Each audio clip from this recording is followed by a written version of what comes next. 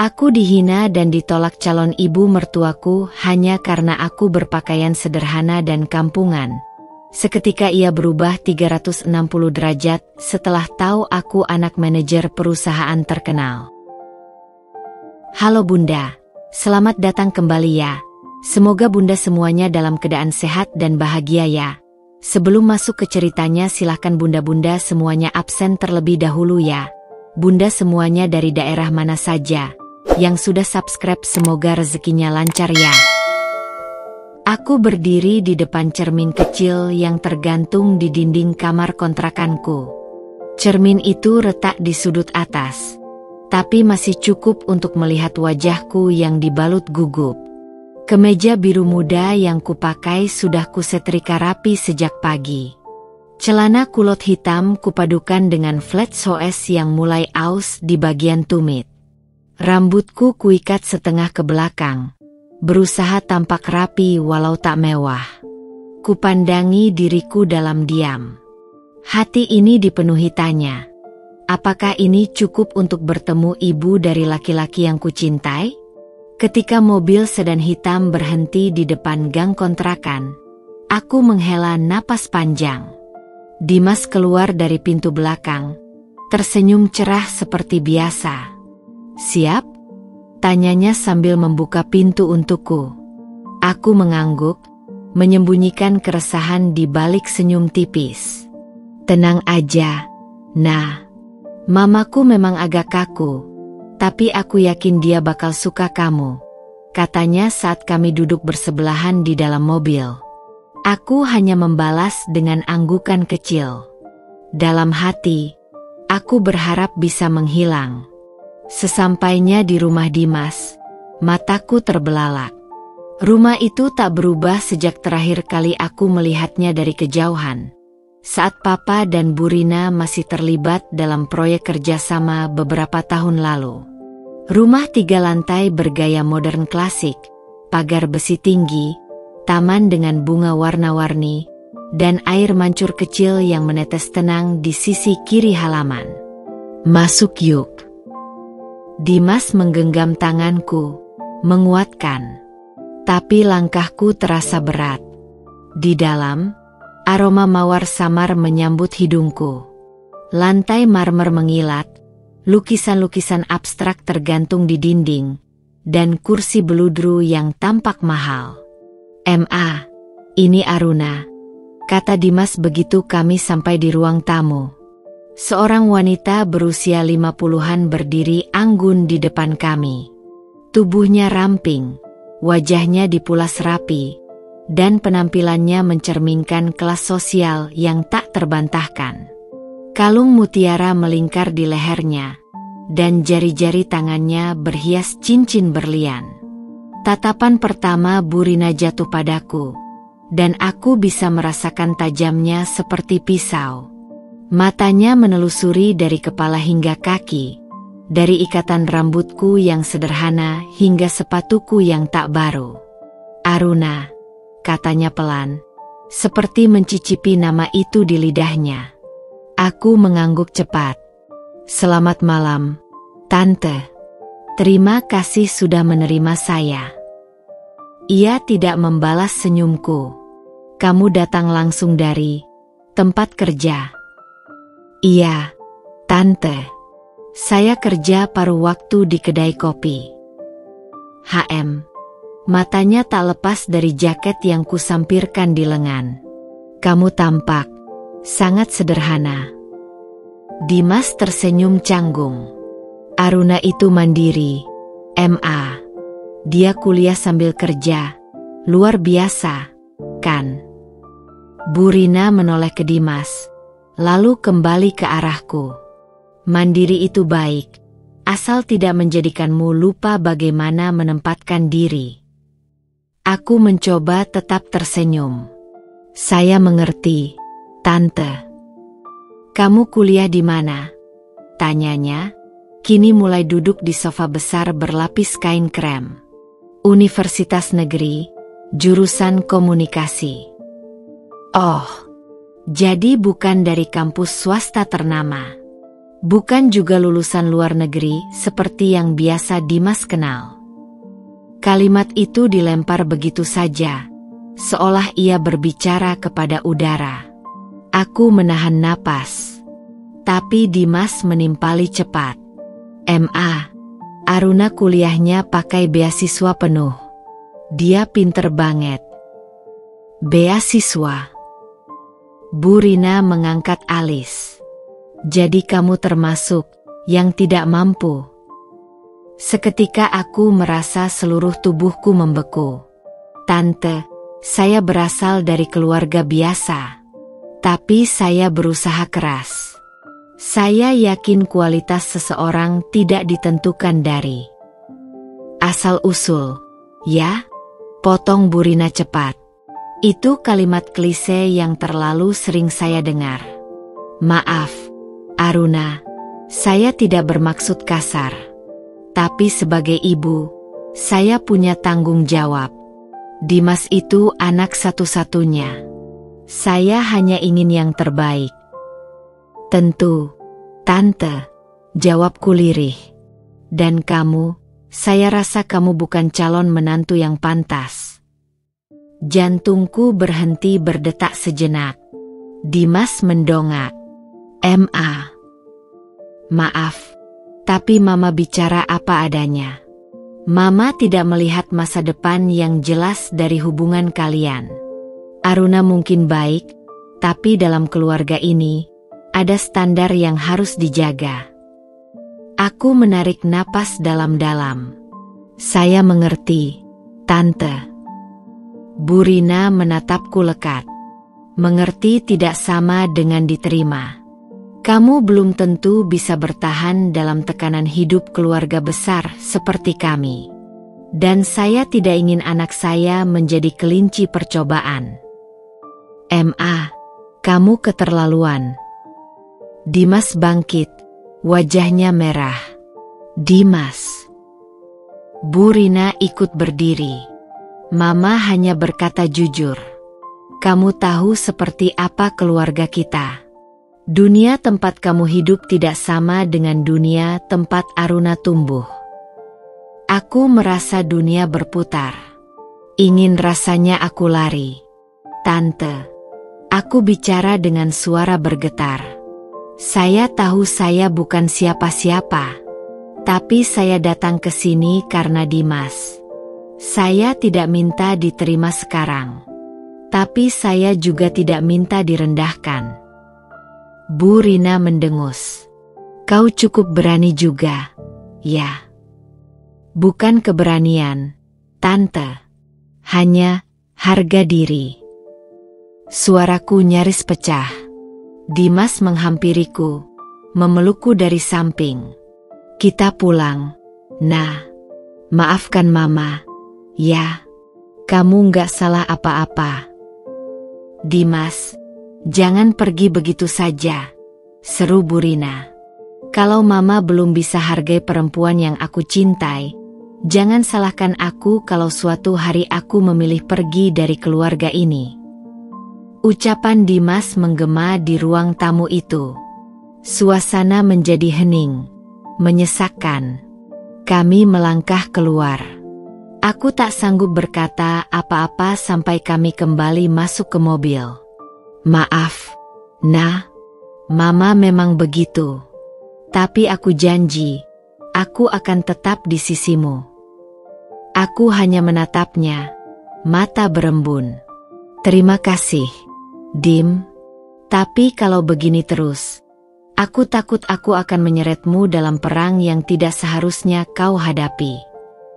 Kalau aku harus perang demi kamu, aku siap. Dan malam itu, untuk pertama kalinya, aku merasa benar-benar kecil di hadapan cinta. Hari itu langit cerah. Langit biru yang justru membuatku gugup. Karena aku tahu apa yang menanti. Acara ulang tahun pernikahan ke-30 orang tua Dimas. Dimas bersikeras mengajakku, walau aku sempat ragu. Semua keluarga besar Mama akan datang. Dim, kamu yakin ini bukan ide buruk? Justru karena itu aku mau kamu ada di sana. Aku ingin mereka tahu kamu bagian dari hidupku. Dan aku nggak peduli pendapat mereka. Aku akhirnya menyerah. Kupilih dress paling rapi yang aku punya. Warna krem lembut selutut. Dengan sepatu hak pendek yang kupinjam dari Mbak Ani, tetangga sebelah kontrakan. Sampai di rumah keluarga Dimas, suasana sudah ramai. Mobil-mobil mewah berjejer di depan gerbang. Pelayan-pelayan mondar-mandir membawa piring dan minuman. Taman dihias elegan dengan meja-meja bundar. Lampu gantung kecil berkelap-kelip di antara pohon. Aku akan tetap di samping kamu, bisik Dimas sambil menggenggam tanganku erat. Namun kenyataan berkata lain. Baru 10 menit setelah kedatangan kami, Dimas langsung ditarik oleh pamannya yang ingin membahas proyek. Aku berdiri sendirian di sisi taman, mencoba tersenyum pada siapapun yang menatapku. Lalu datanglah Bu Rina, bersama seorang wanita dengan dandanan mencolok dan kalung mengilap. Belakangan aku tahu, dia adalah Tante Mira, adik Bu Rina yang tinggal di luar negeri. Aruna, ya? Sapanya dengan senyum tipis. Kamu sendiri saja? Dimas mana? Sama omnya, Tante. Lagi ngobrol bisnis katanya. Ah, iya. Om Budi memang suka tarik-narik anak muda buat diajak gabung ke proyek. Bu Rina melirikku dari atas ke bawah, lalu menoleh pada Mira. Kenalkan, ini Mira, adik saya. Dia baru pulang dari London. Dan ini, pacar Dimas. Mira menatapku dengan senyum tertahan. Oh, aku pikir pacar Dimas model. Ternyata kamu ya. Aku menahan napas. Saya bukan model, Tante. Mira terkekeh. Tentu saja. Sudah kelihatan.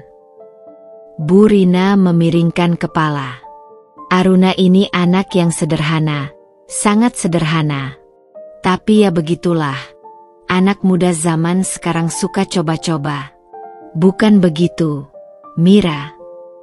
Oh iya, jawab Mira. Dimas anak yang cerdas. Tapi kadang yang cerdas pun bisa salah pilih. Kata-kata mereka terdengar biasa bagi yang tak mengenal nada. Tapi bagi telingaku, itu belati yang menyayat diam-diam. Aku tetap berdiri, tegak. Tapi napasku mulai sesak. Aruna, kamu kerja apa sekarang? Tanya Bu Rina, suara manis tapi menusuk. Saya masih barista, Tante. Dan saya... Barista, potong Mira cepat. Wah, jadi kamu bisa bikin latte art, dong? Suaranya mengejek. Saya memang belum sehebat itu, Tante. Tapi saya belajar. Mira menatap Bu Rina dan tertawa kecil. Lihat, Rina. Belajar katanya. Ya ampun. Ini bukan film drama remaja. Sayang, ini dunia nyata. Kamu tahu itu, kan? Aku mencoba membalas dengan tenang. Saya tahu, Tante. Justru karena itu saya bekerja, belajar, berjuang. Bu Rina menyipitkan mata. Tapi kamu sadar, kan? Dunia yang kamu perjuangkan itu berbeda jauh dengan dunia Dimas. Di keluarga ini, kita punya standar. Kita bicara bisnis, investasi, reputasi. Kamu datang dengan sepatu yang maaf, agak usang. Aku menunduk. Jantungku berdetak keras. Tapi aku tak akan lari. Saya datang bukan untuk pamer, Tante. Saya datang karena Dimas. Bukan karena status atau pakaian saya. Beberapa tamu kini melirik ke arah kami. Percakapan mulai terdengar. Mira mendekat sedikit. Kamu gadis yang cukup berani, aku akui. Tapi kadang keberanian seperti itu hanya akan menyakitimu nanti. Kamu akan jadi bahan tertawaan. Aku menatap mereka berdua. Lebih baik ditertawakan karena berjuang daripada dihormati karena warisan. Wajah Bu Rina menegang. Sorot matanya berubah. Kali ini bukan meremehkan, tapi terancam. Kamu bicara soal warisan, katanya datar. Jangan sombong dulu, Aruna. Kamu belum tentu akan masuk ke keluarga ini. Bahkan jika kamu dan Dimas menikah pun, bukan berarti kamu akan langsung diterima. Tante, suaraku mulai bergetar. Saya tidak butuh penerimaan palsu. Saya hanya ingin dihormati sebagai manusia. Bu Rina hendak menjawab, tapi Dimas tiba-tiba datang. Ada apa ini? Suasana seketika hening. Mira mundur satu langkah, tapi tetap tersenyum seolah tak terjadi apa-apa. Dimas, kata Bu Rina tenang. Kami hanya mengobrol. Menasihati Aruna. Gak kelihatan seperti nasihat, Ma. Aku dengar semuanya. Mata Dimas menyapu wajah mereka. Aruna, ikut aku. Dimas menggandeng tanganku dan menarikku keluar dari kerumunan. Kami berhenti di sisi taman, di dekat kolam ikan. Aku tak bisa lagi menahan air mata. Tapi aku berusaha menahan tangis di dadaku. Maaf ya, Nah. Aku nggak seharusnya ninggalin kamu sendirian, katanya lembut. Aku menggeleng. Bukan salah kamu, Dim. Tapi, aku sadar satu hal.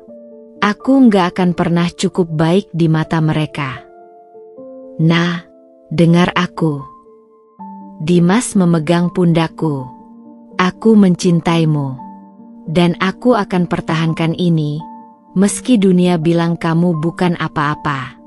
Aku nggak butuh perempuan dari keluarga kaya. Aku butuh kamu, yang apa adanya. Tapi Dimas, hubungan itu bukan cuma tentang cinta. Ini juga tentang dunia yang nggak pernah benar-benar adil buat orang kayak aku. Dimas menatapku lekat. Kalau dunia nggak adil, kita lawan dunia itu bareng-bareng. Dan di malam itu, di bawah lampu taman yang remang, aku tahu, cinta kami sedang diuji. Bukan oleh waktu, tapi oleh kenyataan yang pahit. Dan aku belum tahu apakah aku cukup kuat untuk bertahan. Hari itu aku datang lagi ke rumah keluarga Dimas. Entah kenapa, meski berkali-kali hatiku terluka, aku tetap ingin mencoba. Mungkin karena cinta, mungkin juga karena masih ada harapan bahwa semuanya akan membaik.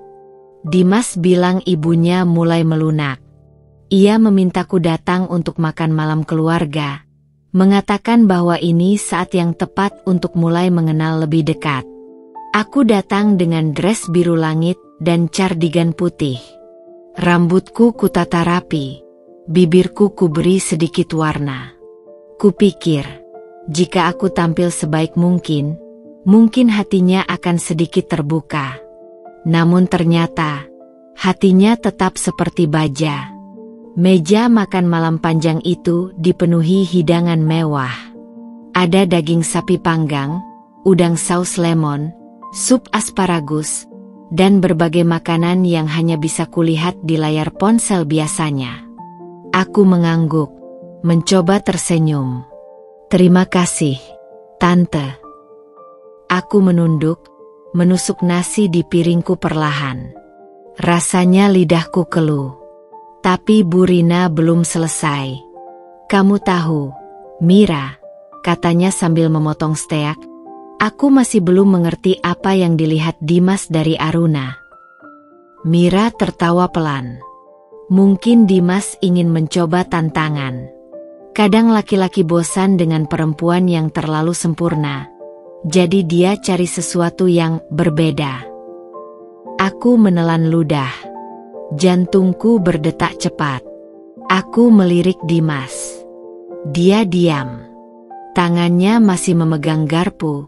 Matanya terpaku pada piring. Bukan begitu, Dimas?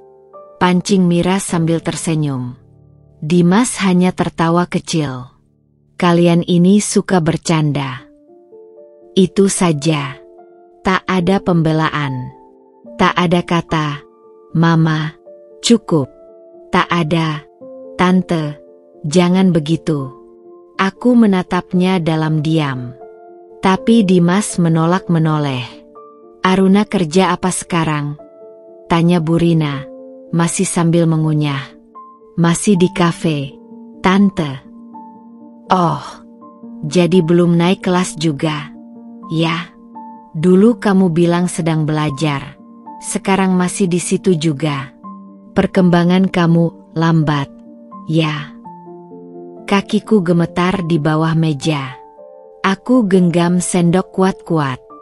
Tapi yang paling menyakitkan bukan ucapannya.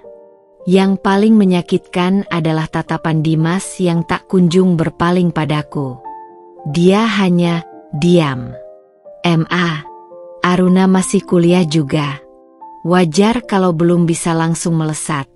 Ucapnya akhirnya. Tapi nadanya lemah. Bukan pembelaan. Hanya seperti mencoba netral. Tapi apakah kamu yakin, Dim, kata Bu Rina, kamu mau membangun masa depan dengan seseorang yang bahkan belum selesai dengan hidupnya sendiri? Aku menunduk. Air mataku nyaris tumpah. Aku akan berusaha, Tante. Ucapku pelan. Bu Rina hanya menatapku dengan senyum tipis. Berusaha itu bagus, tapi hidup ini kejam. Nak, jangan sampai kamu berpikir cinta saja cukup. Dunia tidak ramah pada orang naif. Setelah makan malam selesai, aku berdiri lebih dulu. Permisi, saya pulang dulu. Terima kasih atas makan malamnya. Langsung pulang? Tanya Dimas kaget. Nggak nunggu aku? Aku menatapnya. Tidak. Aku naik taksi. Dimas mengikuti langkahku keluar, mengejarku sampai ke halaman. Aruna, tunggu dulu, katanya. Aku berhenti, membalikkan badan. Angin malam mengibaskan rambutku. Kenapa kamu diam saja tadi?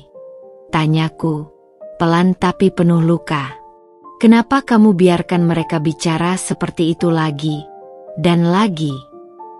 Nah, aku nggak mau bikin suasana makin runyam. Aku tahu Mama memang keras kepala. Bukan itu, Dim. Kamu tahu mereka salah.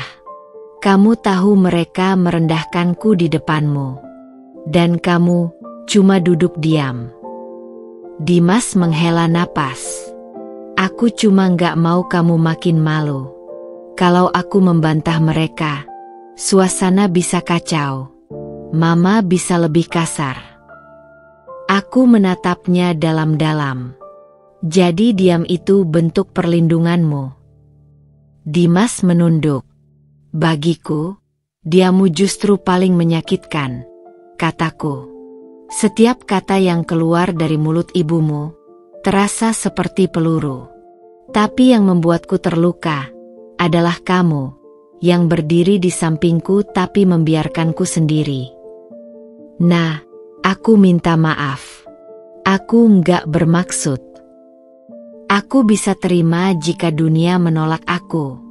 Tapi aku tidak bisa terima jika kamu, orang yang kucintai, justru ikut diam bersama dunia yang menginjakku. Air mataku jatuh perlahan. Dan kali ini, aku tak peduli. Kalau kamu nggak bisa lawan mereka sekarang, bagaimana nanti saat aku jadi bagian dari hidupmu? Saat aku jadi ibu dari anak-anakmu? Apakah kamu akan tetap diam jika aku dihina di depan anak kita? Dimas terdiam. Hanya suara dedaunan yang berbisik di antara kami. Aku pulang, Dim. Aku berjalan cepat keluar dari gerbang. Meninggalkannya berdiri sendiri dalam bayang-bayang lampu taman. Malam itu aku pulang dengan hati hancur. Dan untuk pertama kalinya sejak bersama Dimas, aku bertanya dalam hati, apakah aku masih cukup kuat untuk bertahan di sisinya, jika ia tidak pernah berdiri untukku? Sudah seminggu sejak aku pergi dari rumah keluarga Dimas malam itu. Sejak percakapan kami di halaman, aku tidak mengangkat teleponnya, tidak membalas pesannya. Bahkan tidak membuka notifikasi dari akun media sosial yang penuh dengan mention dan panggilan darinya. Bukan karena aku membencinya, tapi karena aku kecewa. Luka itu belum kering, dan setiap kali aku mengingat wajah Dimas yang hanya diam saat aku dihina, rasanya seperti ada jarum halus yang menancap perlahan ke dalam dadaku. Sampai sore itu, Dimas datang ke kafe tempatku bekerja. Wajahnya kusut, matanya sembab. "Aruna," bisiknya di dekat kasir. "Kita bisa bicara." Aku tak menjawab. Teman kerjaku, Fani, memberi isyarat agar aku ambil waktu istirahat. Aku mengangguk, lalu berjalan keluar, membiarkan Dimas mengikutiku. Kami duduk di bangku taman kecil di sisi belakang kafe. Seng. Hanya suara motor sesekali lewat di kejauhan. "Nah, aku kangen," katanya. Aku hanya menatapnya sekilas, lalu kembali menunduk. "Setiap hari aku mikirin kamu. Aku sadar aku salah, tapi aku mau perbaiki semuanya. Kamu datang bukan cuma karena kangen, kan?" Tanyaku lirih. Dimas menghela napas. Ia terlihat gelisah. "Mama memperkenalkan aku ke seseorang. Nadine." Aku terdiam. Namanya terdengar seperti hentakan palu ke dadaku. Siapa dia? Anak kolega bisnis Mama. Lulusan luar negeri. Stylish, cantik, sopan, dan dari keluarga kaya, tentu saja. Aku tersenyum getir. Sempurna. Buat Mama, iya. Dan kamu? Apa kamu juga merasa dia sempurna? Aruna, aku ketemu dia karena Mama maksa. Kami makan siang. Aku coba tolak dengan halus, tapi kamu tahu sendiri, Mama selalu punya cara. Dan kamu diam. Potongku tajam. Dimas menatapku. Aku bingung waktu itu. Aku masih mikirin kamu. Tapi Nadine juga baik. Dia nggak salah. Dia bahkan bilang tahu soal aku dan kamu. Aku tertawa sinis. Oh, jadi kalian sudah saling cerita soal aku.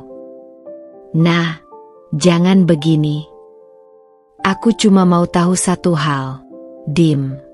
Saat kamu duduk berdua dengan Nadine, di tempat yang tenang, makan siang enak, dan dia menatap kamu dengan tatapan kekaguman, kamu ingat aku?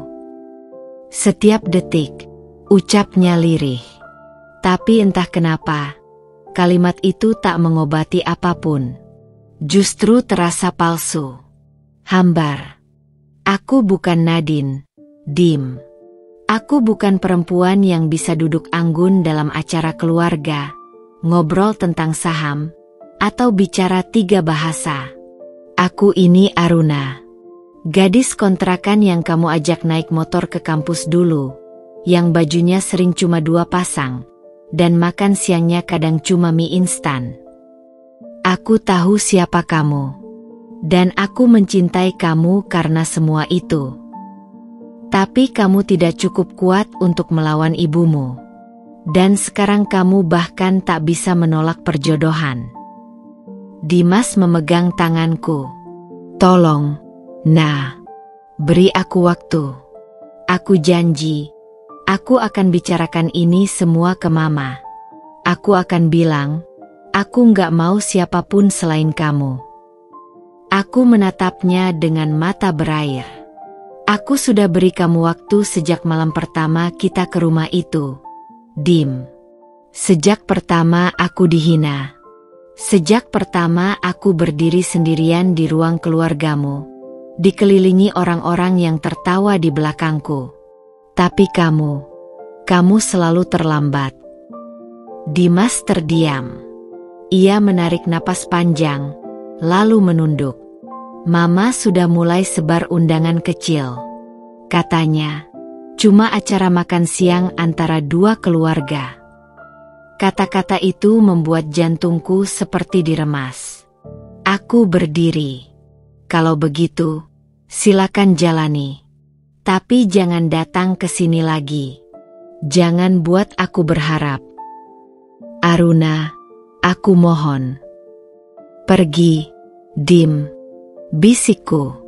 Bukan karena aku membencimu, tapi karena aku ingin menyelamatkan sedikit harga diriku yang tersisa. Ia masih diam. Tapi akhirnya ia berdiri, berjalan perlahan meninggalkan taman itu.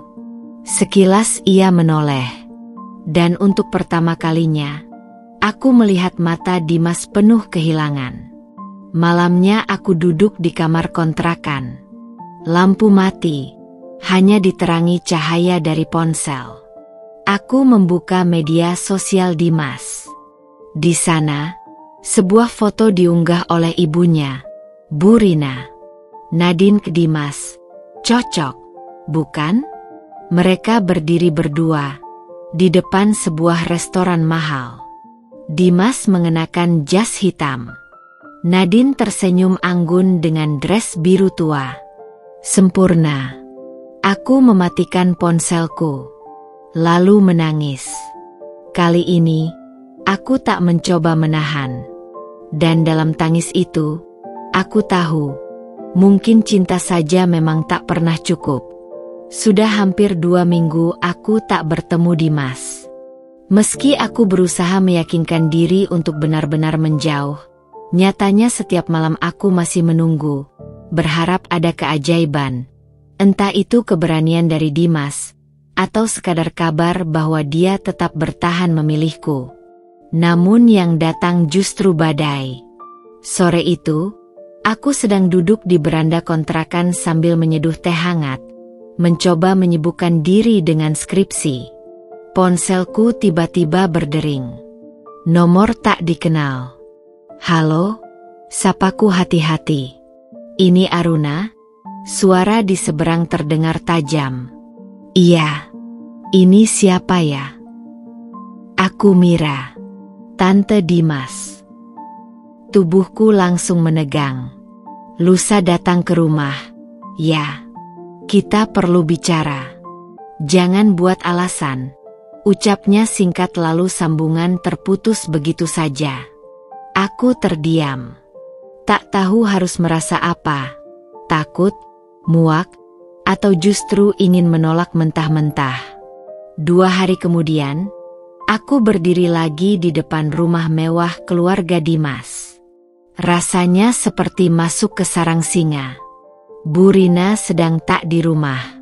Yang menyambutku adalah Tante Mira, dengan senyum sinis yang tak pernah berubah.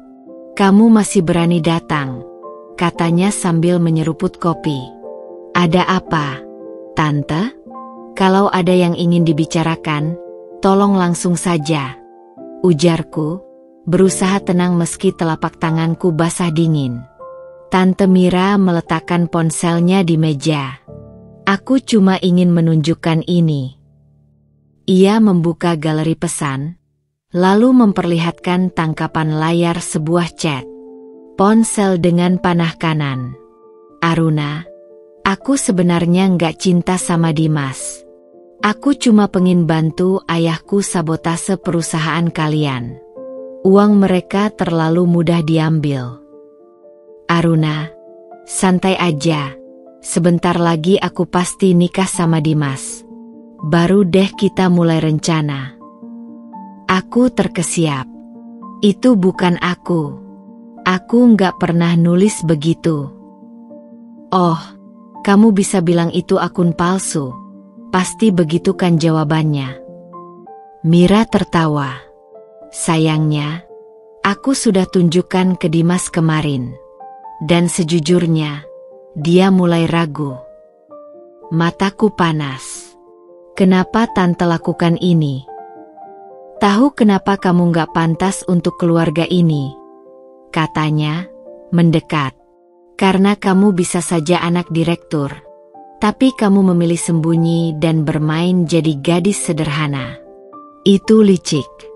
Kamu kira Dimas buta? Aku menggeleng pelan. Aku gak pernah punya niat buruk. Aku mencintai Dimas tulus. Cinta? Hah? Cinta tidak bisa menghapus asal-usul. Dan kamu, Aruna, berasal dari tempat yang tidak akan pernah bisa naik sejajar dengan kami. Air mataku mulai menetes. Sekarang dengar baik-baik. Kalau kamu masih punya harga diri sedikit saja, kamu akan pergi dari hidup Dimas sebelum semuanya makin buruk. Karena setelah ini, aku akan pastikan foto-foto dan chat itu menyebar. Bahkan kalau perlu, aku akan buat cerita bahwa kamu perempuan murahan yang mendekati pria demi warisan. Aku berdiri. Napasku memburu. Tante boleh hina aku sepuasnya. Tapi jangan pernah merendahkan niat baik yang aku punya. Oh, sayang. Dunia ini tak peduli pada niat. Dunia hanya peduli pada citra. Malamnya, ponselku bergetar. Dimas, kita bisa bicara. Aku menatap pesan itu lama. Akhirnya aku jawab. Aku datang saja ke taman belakang kafe besok sore. Keesokan harinya, kami bertemu. Dimas datang dengan wajah murung. Ada lingkaran hitam di matanya, dan wajahnya tak setenang biasanya. Aku nggak tahu harus mulai dari mana, katanya. Mulai dari kejujuran, ujarku. Ia mengangguk. Mira kasih aku chat itu. Dia bilang itu bukti kamu cuma deketin aku karena uang. Aku nggak mau percaya. Tapi aku harus jujur. Aku sempat ragu. Aku menarik napas dalam. Jadi kamu percaya aku bisa setega itu? Bukan percaya, lebih ketakut. Karena kamu menyembunyikan siapa kamu sebenarnya.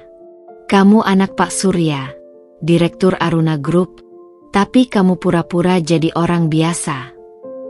Aku nggak pernah pura-pura. Ayahku yang minta aku hidup mandiri. Kamu sendiri tahu aku nggak pernah bangga-banggain itu. Aku cuma pengen dihargai karena diri sendiri. Dimas menunduk. Kalau aku punya niat buruk, aku nggak akan kerja di kafe sampai malam. Nggak akan pakai motor rusak. Nggak akan bertahan dihina ibumu. Suaraku bergetar. Dan kalau kamu benar-benar mengenalku, kamu nggak akan perlu bukti untuk tahu itu semua fitnah. Dimas memejamkan mata. Aku minta maaf, Aruna. Aku terlalu mudah goyah. Tapi aku janji, aku akan cari tahu siapa yang buat akun palsu itu. Aku akan buktikan kamu nggak bersalah. Aku menatapnya dalam. Bukan itu intinya, Dim. Intinya, kamu sendiri masih ragu tentang aku.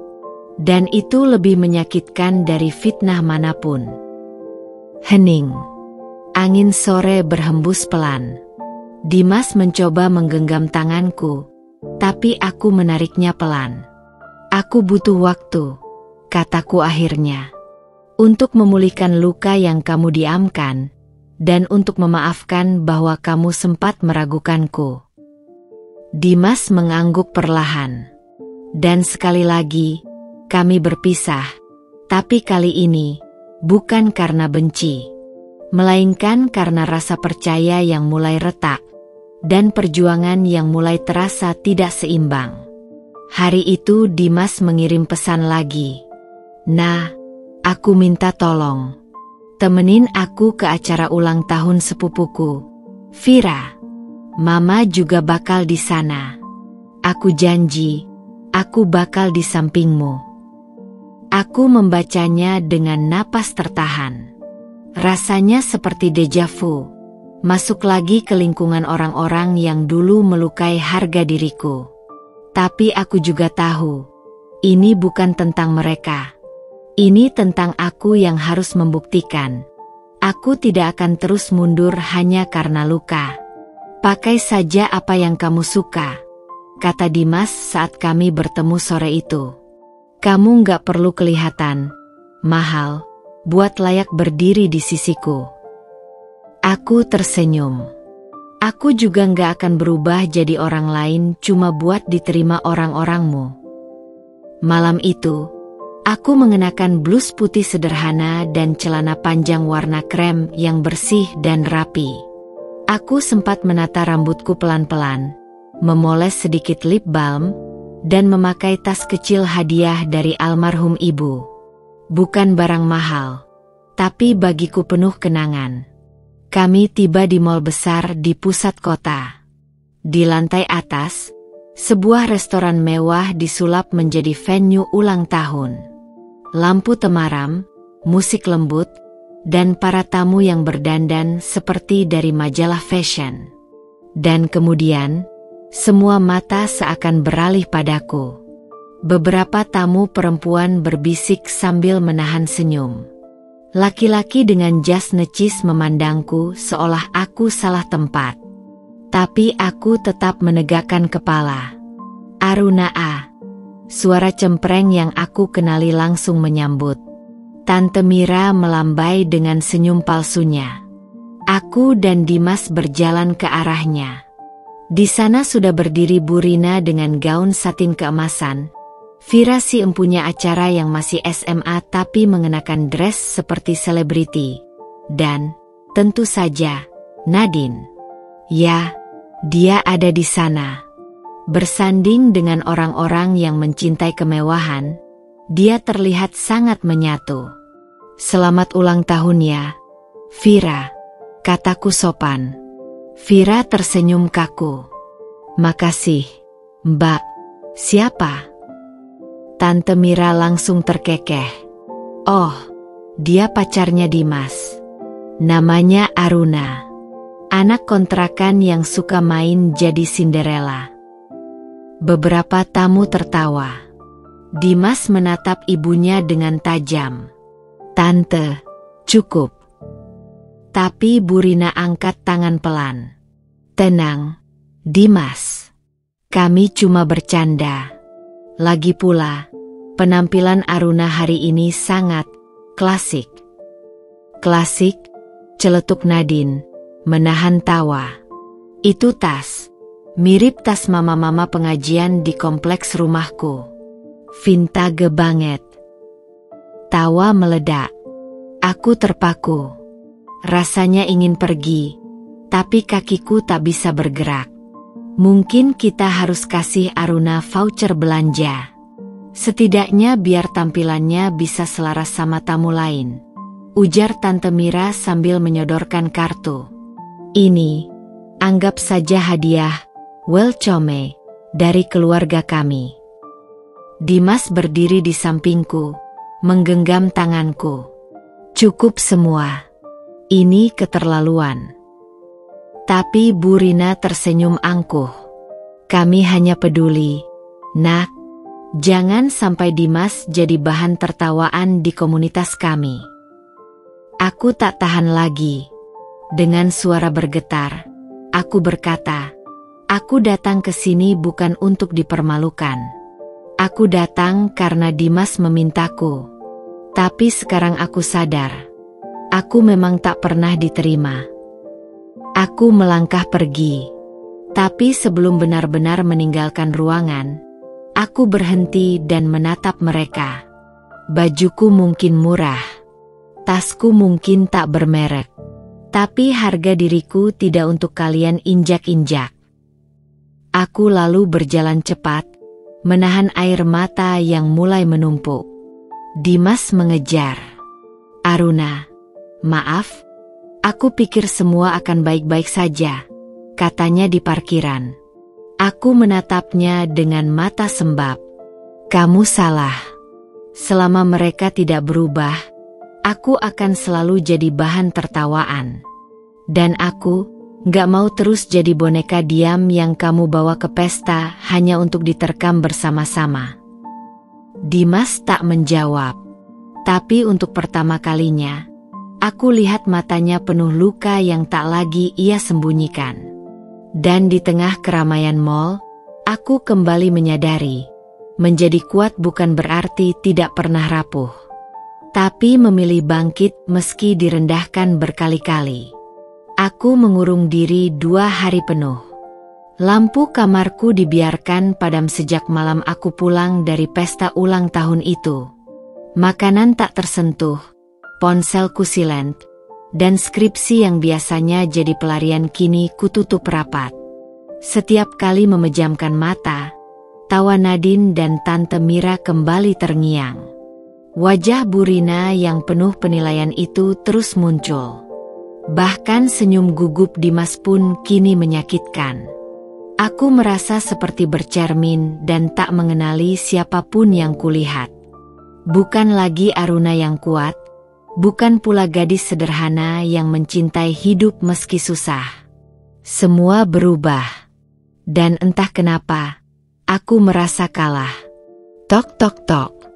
Nah, buka pintunya. Ini aku, Sarah. Suara itu membuatku tersentak. Kupandangi pintu kayu usang kontrakanku. Hening. Tok tok tok. Nah, kamu bisa diam seharian. Tapi aku tahu kamu gak baik-baik aja. Kalau kamu gak buka, aku jebol nih pintu pakai sepatu. Sedetik kemudian, ku dengar suara. Ya Allah, nah, kuncinya masih tergantung. Pintu terbuka. Dan masuklah satu-satunya manusia yang selalu bisa menertawai kesedihan dan menyiramkannya dengan cinta. Sarah, sahabatku sejak tahun pertama kuliah. Dia datang dengan wajah gelisah dan tangan membawa 2 bungkus bakso favoritku. Bangun, cuci muka. Aku gak mau ngobrol sama zombie, katanya langsung duduk di kasurku. Aku hanya menatapnya lemas. Aku gak sanggup, Rah. Sarah menatapku. Kali ini tak ada candaan di matanya. Aruna, kamu tahu gak, kenapa aku marah? Karena aku lihat kamu yang dulu gak akan segampang ini nyerah. Kamu itu cewek yang pernah bantu orang tua petani bangkit pas hasil panen gagal. Kamu yang tetap kuliah meski harus kerja jadi cleaning service. Kamu yang selalu percaya, hidup itu meski berat, tetap layak diperjuangkan. Aku menunduk, suara tangisku mulai pecah. Lalu kenapa? Sekarang? Kenapa kamu biarin mereka, orang-orang kaya tak berempati itu, menentukan nilaimu? Aku menutup wajahku dengan kedua tangan. Karena mereka benar, Rah. Aku gak pantas masuk dunia mereka. Aku bukan siapa-siapa. Bahkan Dimas pun sempat ragu. Sarah menghela napas dalam. Nah, denger baik-baik ya. Hidup ini bukan soal cocok atau enggaknya kamu di dunia mereka. Tapi apakah kamu setia pada dunia yang kamu bangun sendiri? Ia menggenggam tanganku. Hangat. Tulus. Kalau kamu merasa kecil, bukan karena mereka lebih besar. Tapi karena kamu lupa seberapa besar dirimu sendiri. Aku memejamkan mata. Kalimat itu seperti menamparku lembut, menggetarkan ruang batinku yang telah lama sunyi. Jadi aku harus apa? Rah? Kembali? Berjuang lagi? Sarah tersenyum. Bukan untuk mereka. Bukan buat Dimas. Bukan buat Burina. Tapi buat kamu. Buat Aruna yang pernah janji ke dirinya sendiri, bahwa apapun yang terjadi, dia nggak akan nyerah cuma karena dipandang rendah. Ia berdiri dan menarikku ke cermin kecil di dinding.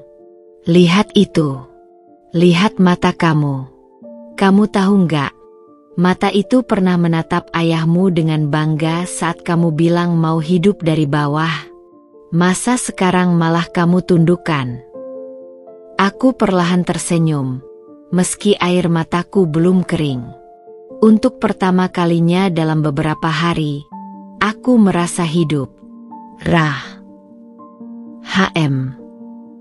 Kalau nanti aku bangkit, dan mereka masih menertawakan aku.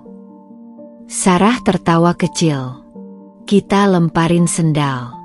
Bareng-bareng. Kami berdua tertawa. Tawa yang menyayat sekaligus menyembuhkan. Seminggu kemudian, aku mulai bekerja lagi. Kupakai kembali blus putihku. Kupasang ikat rambut dengan percaya diri. Di kafe tempatku biasa menghidangkan kopi, aku kini melayani pelanggan dengan senyum lebih tegas. Aku tak lagi merasa rendah hanya karena seragam atau noda bekas cucian di jari. Bukan karena dunia berubah, tapi karena aku mulai berdamai dengan diriku sendiri. Dan ketika Dimas datang malam itu, berdiri kikuk di depan kafe sambil membawa mawar putih dan wajah penuh rasa bersalah, aku sudah siap. Bukan untuk kembali, tapi untuk bicara sebagai perempuan yang tak lagi ingin bergantung pada siapapun untuk merasa cukup. Aku duduk di depan cermin besar. Tangan gemetar memegang pensil alis. Ini pertama kalinya aku benar-benar mencoba merias wajah sendiri. Bukan sekadar oles lip balm dan bedak bayi seperti biasa. Di meja kecil kamar kosku yang sempit, beberapa alat makeup murah berjajar seadanya. Hadiah dari Sarah seminggu lalu. Nah, ini bukan soal mau jadi cantik buat siapa-siapa, kata Sarah saat memberikannya. Tapi belajar menghargai diri sendiri dari cara kamu melihat dirimu di cermin. Saat itu aku cuma tertawa kecil, merasa konyol. Tapi hari ini, aku mengerti maksudnya. Aku menghela napas panjang, lalu mulai menggambar pelan. Garis alis, sedikit tipis maskara, lalu bibirku, kupulas warna lembut yang hangat. Wajahku di cermin terasa berbeda. Bukan karena aku berubah jadi cantik seperti Nadine, tapi karena untuk pertama kalinya, aku memberi waktu untuk diriku sendiri. Hari Sabtu pagi, Sarah menemaniku datang ke kelas grooming dan public speaking di sebuah sanggar kecil di tengah kota. Tempat itu sederhana tapi ramai oleh perempuan-perempuan muda yang penuh semangat. Selamat datang, sapa Mbak Intan, mentor kami. Di tempat ini, kita bukan diajarkan cara menjadi orang lain, tapi bagaimana bersinar dengan versi terbaik dari diri kita. Kalimat itu langsung menyentuhku. Aku merasa seperti berada di tempat yang benar. Pelajaran pertama dimulai dari cara duduk dan berjalan. Bahumu jangan turun. Tatapan mata ke depan. Jangan takut terlihat percaya diri, ujar Mbak Intan sambil mencontohkan. Aku merasa kikuk, tapi semua peserta saling menyemangati. Bahkan saat aku salah melangkah atau tertunduk, mereka tersenyum dan berkata, "Ulangi pelan-pelan. Kamu bisa, Aruna." Hari kedua, kami belajar tentang komunikasi.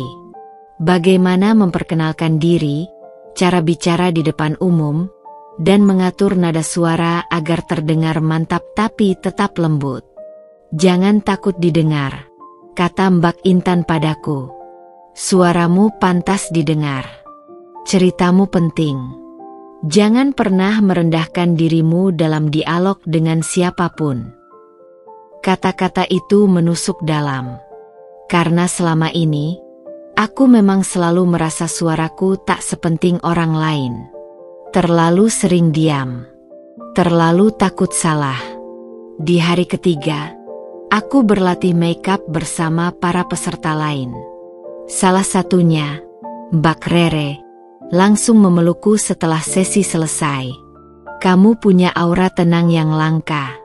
Kalau kamu percaya diri, siapapun bakal tertarik dengar kamu bicara." Aku tersenyum, malu, tapi jujur, hatiku hangat. Sepulang kelas, Sarah memandangku sambil tersenyum bangga. "Kamu sadar enggak? Kamu bersinar. Nah, bukan karena make up, tapi karena kamu sudah mulai melihat dirimu sendiri." Aku menunduk pelan. Dulu aku kira semua perubahan harus datang dari luar. Sekarang aku tahu, perubahan terbaik datang dari dalam hati. Sarah tertawa pelan. "Akhirnya kamu lulus kelas Aruna 101. Kami berdua tertawa. Tapi malam itu aku menangis diam-diam. Bukan karena sedih, tapi karena untuk pertama kalinya, aku merasa layak. Layak dicintai, layak dihargai, layak diperjuangkan. Bukan oleh orang lain, tapi oleh diriku sendiri. 3 minggu sejak kelas itu, aku tak lagi gentar menghadapi dunia. Bahkan ketika aku kembali melihat Nadine di kampus, dengan genggaman tangan Bu Rina dan senyum sinisnya, aku tetap melangkah tanpa menunduk. Kali ini, dengan sepatu yang sama, tas yang sama, tapi sikap yang berbeda. Dan ketika mata Bu Rina menatapku dari ujung kepala, aku hanya tersenyum sopan dan berkata, "Selamat pagi, Bu." Lalu berjalan melewatinya dengan kepala tegak. Tak ada pembuktian, tak ada pembalasan. Hanya Aruna, yang kini tak lagi takut. Pagi itu matahari belum tinggi saat aku menjemur pakaian di samping kontrakan. Udara sedikit pengap, tapi hatiku terasa jauh lebih lapang dari minggu-minggu sebelumnya.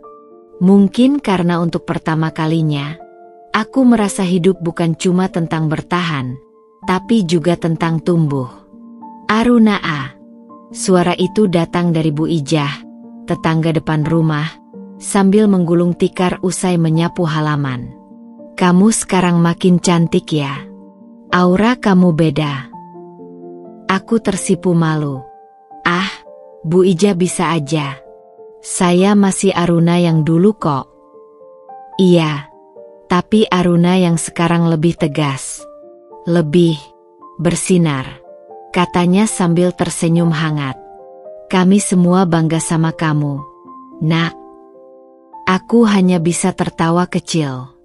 Tapi saat kutoleh ke arah tetangga lainnya, Bu Murni yang sedang mengangkat galon ikut berseru, "Bener tuh, semangatmu nular ke kami. Jangan pernah minder. Nah, dunia emang sering jahat sama orang baik, tapi kita harus terus hidup dengan kepala tegak." Mendengar itu, dadaku terasa sesak. Mereka, ibu-ibu kontrakan yang hidup pas-pasan, yang sering menunggak listrik bersama, berbagi garam kalau kehabisan uang, dan saling menitip anak saat kerja. Mereka melihat aku bukan sebagai gadis miskin yang tak pantas mencintai pria kaya, tapi sebagai bagian dari mereka. Keluarga kecil di pinggir kota yang tak pernah menuntut, hanya memberi dukungan tulus. "Aruna." Suara lembut itu datang dari balik pagar. Pak RT, Pak Darto, berdiri dengan kaos polos dan sandal jepit. Wajahnya teduh seperti biasa. Aku segera membuka pintu pagar. "Maaf ya Pak, Saya belum sempat setor kas bulanan. Pak RT tertawa kecil. Bukan itu yang saya pikirin. Saya cuma pengen ngomong langsung. Kami duduk di kursi kayu di teras kecil. Beliau mengamati wajahku dengan tenang, lalu berkata, "Saya dengar cerita dari Bu Ijah. Katanya kamu habis dihinakan di acara keluarga pacar kamu ya?" Aku tercekat. Ternyata desas-desus itu sudah menyebar. Pak Darto melanjutkan, "Aruna, saya tahu kamu mungkin capek. Tapi saya cuma mau bilang, kamu gadis kuat. Sejak pertama pindah ke sini, saya lihat kamu gak pernah ngeluh. Kamu kerja, kuliah, bantu tetangga. Semua kamu jalani tanpa banyak cerita. Itu bukan hal sepele." Aku menunduk. Suara hatiku mulai pecah. Tapi kadang, rasanya aku capek, Pak. Rasanya seperti dunia selalu bilang aku nggak cukup. Gimanapun aku usaha, tetap aja dipandang rendah. Pak Darto menghela napas. Lalu menatap langit pagi yang sudah mulai cerah. Kita nggak bisa paksa dunia buat adil, Nak. Tapi kita bisa tentukan siapa yang punya kuasa atas hidup kita. Kalau mereka bilang kamu bukan siapa-siapa, jangan percaya. Kamu sudah jadi sesuatu buat banyak orang. Buat ibu-ibu kontrakan sini. Buat adik-adik yang lihat kamu belajar malam-malam di teras. Bahkan buat saya. Air mataku menetes. Tak tertahan lagi. Aku menangis di depan Pak RT, tak malu, tak berpura-pura kuat. Saya cuma takut gagal, Pak. Takut kecewain ayah saya. Takut, gak sanggup terus bertahan. Pak RT menggenggam tanganku pelan. Kamu gak gagal, Aruna. Kamu sedang tumbuh. Dan semua pohon yang tumbuh pasti pernah diterpa angin. Tapi lihatlah, kamu tetap berdiri. Aku memeluknya. Tangisan yang kutahan selama ini tumpah tanpa malu. Di pelataran rumah kontrakan, di antara suara ayam dan radio butut tetangga, aku merasa seperti pulang. Sore harinya, saat aku keluar untuk membeli beras, Bu Ijah memberiku bungkusan kecil. Ini rendang buat kamu. Saya tahu kamu sering lupa makan kalau lagi sedih. Aku menatap bungkusan itu dengan haru. Terima kasih, Bu. Dan satu lagi, bisiknya. Kalau kamu nikah sama Dimas, jangan lupa undang kami ya. Tapi kalau nggak jadi pun, kamu tetap anak kami di sini. Kami tertawa. Tapi di dalam hatiku, aku tahu. Apapun yang terjadi nanti, aku tak lagi sendirian. Aku punya mereka. Dan yang terpenting, aku mulai punya diriku sendiri. Malam itu, aku tidak sengaja bertemu Nadine di sebuah event komunitas entrepreneur muda. Aku datang bukan sebagai undangan kehormatan, melainkan sebagai panitia magang, tugas dari program kampus. Sementara Nadine, seperti biasa, tampil memukau di karpet merah kecil dengan dress pas badan dan senyum selebgramnya. Aruna, ya. Nadine memicingkan mata ke arahku. Aku mengangguk sopan. Iya. Hai, Nadine. Ia melirik name tag di dadaku dan tersenyum tipis. Wah, keren juga ya. Sekarang kerja jadi panitia. Luar biasa. Ada nada menyindir dalam kalimatnya, tapi aku memilih diam. Aku sudah belajar terlalu banyak tentang menjaga harga diri di hadapan orang yang tak layak merendahkan. Gimana? Dimas masih sering ngejar-ngejar kamu? Lanjutnya tanpa diminta. Aku hanya menjawab dengan tatapan datar. Itu urusan kami. Tiba-tiba seseorang memanggil Nadine. seorang pria parubaya berjas mewah. Dari pembicaraan cepat mereka, aku menangkap nama pria itu, Pak Rudi. Dan entah bagaimana, Nadine lupa mematikan mic AirPC-nya setelah memberikan sambutan singkat.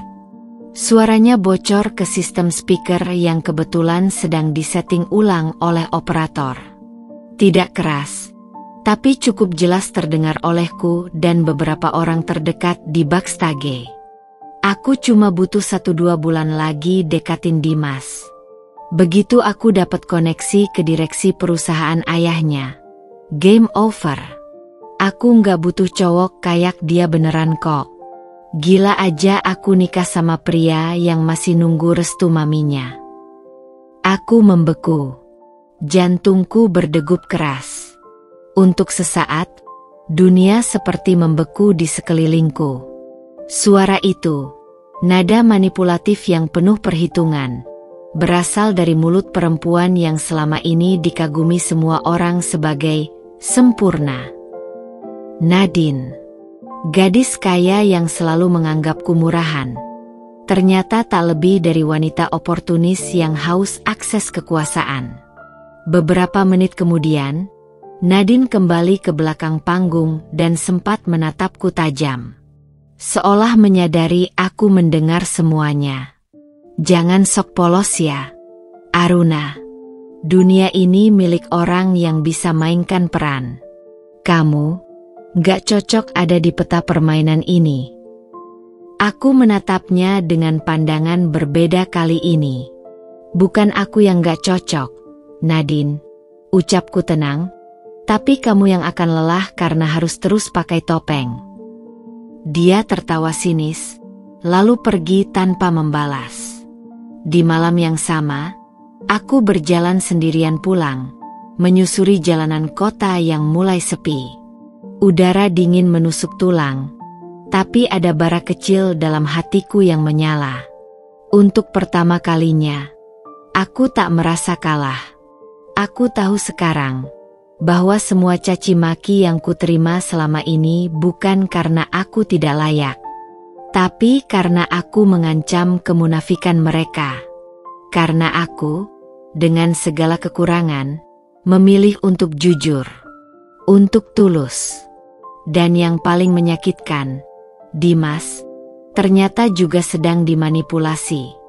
Keesokan harinya, aku duduk di taman kecil belakang kontrakan, menatap pohon jambu yang mulai berbunga. Sarah datang membawa 2 gelas teh. Kenapa muka kamu kayak habis nemu fakta besar? Katanya sambil duduk di sampingku. Aku menghela napas panjang, lalu menceritakan semuanya. Tentang Nadine. Tentang rekaman suara yang kudengar. Tentang betapa semua ini bukan lagi soal cinta, tapi juga harga diri.